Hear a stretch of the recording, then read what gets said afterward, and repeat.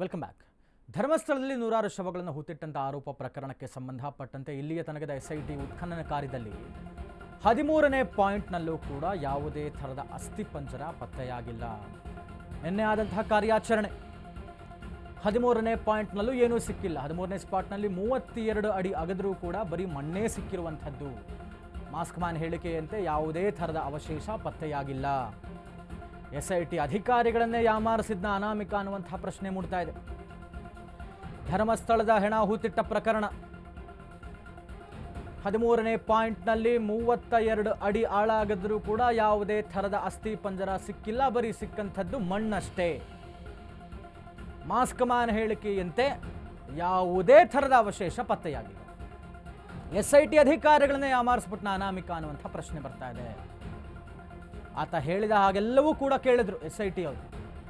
ಆತನೇ ತೋರಿಸಿದ್ದಂತಹ 13 ಪಾಯಿಂಟ್ಗಳು, ಆಚೆ ಈಚೆ ಇನ್ನೊಂದು 2 ಪಾಯಿಂಟ್ಗಳು, ಎಲ್ಲ ಕಡೆಯೂ ಕೂಡ ಮ್ಯಾನ್ಯುಯಲ್ ಪವರ್ ಬಳಸಿ ಮತ್ತು ಇತ್ತೀಚೆಗೆ ನಿನ್ನೆ ಮೊನ್ನೆ ಅಂತೂ 13ನೇ ಪಾಯಿಂಟ್ಗಂತೂ ಇವರು ಮನವಿಯನ್ನು ಮಾಡ್ತಾನೆ ಅನಾಮಿಕ. ಒಂದು ರೀತಿಯಲ್ಲಿ ಬರೀ ಅಷ್ಟೇ ಜಾಗವನ್ನು ಮಾತ್ರ ಅಗಿಯಬೇಡಿ, ಆಚೀಚೆ ಕೂಡ ಅಗಿಯಿರಿ ಅನ್ನುವಂಥ ಒಂದು ಮನವಿಯನ್ನು ಮಾಡ್ತಾನೆ. ಜೊತೆಗೆ ಮಾಡ್ರನ್ ಟೆಕ್ನಾಲಜಿಯನ್ನು ಬಳಸಿ ಅನ್ನುವಂಥ ಮನವಿ ಇದ್ದಂತಹ ಕಾರಣ GPR ಗ್ರೌಂಡ್ ಪೆನಿಟ್ರೇಟಿಂಗ್ ರೆಡಾರನ್ನು ಬಳಸ್ಕೊಂಡು ಕೂಡ ಮೇಲಿಂದ ಅದನ್ನು ಮಾರ್ಕ್ ಮಾಡಿಕೊಳ್ತಾರೆ. ತದನಂತರದಲ್ಲಿ ಹಿಟಾಚಿ JCBಯನ್ನು ಕರೆಸಿಕೊಂಡು ಹತ್ರ 34 ಅಡಿ ಅಗದಿರುವಂಥದ್ದು.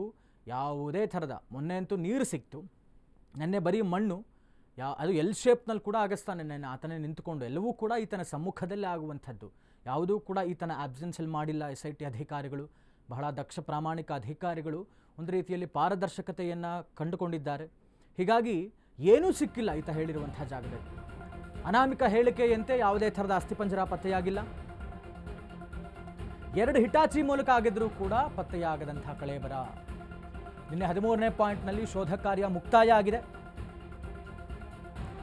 ಧರ್ಮಸ್ಥಳದ ಶವ ಶೋಧ ಕಾರ್ಯಕ್ಕೆ ಬೀಳುತ್ತಾ ಬ್ರೇಕ್ ಅನ್ನುವಂಥ ಪ್ರಶ್ನೆ.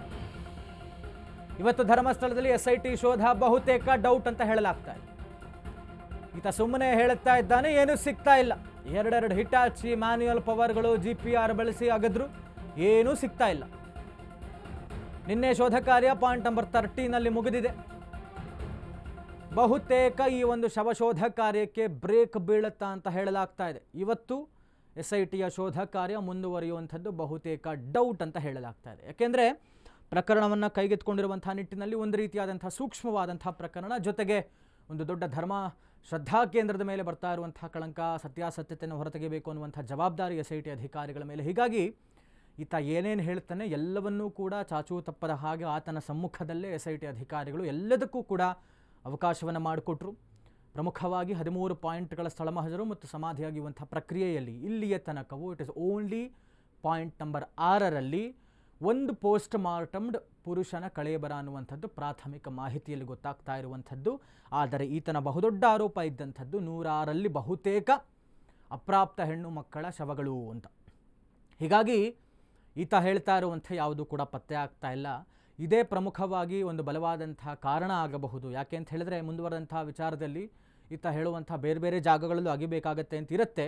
ಬಟ್ ನನ್ನ ಪ್ರಕಾರ ಇದಕ್ಕೆ ಅವಕಾಶ ಮಾಡಿಕೊಡೋದಿಲ್ಲ ಎಸ್ಐಟಿ ಅಂತ ಕಾಣುತ್ತೆ. ಇಲ್ಲಿಗೆ ಬಹುತೇಕ ಈ ಒಂದು ಸಮಾಧಿ ಶೋಧ ಕಾರ್ಯ ಮುಗಿಸುವಂಥ ಪ್ಲ್ಯಾನ್ನಲ್ಲಿದ್ದಾರೆ.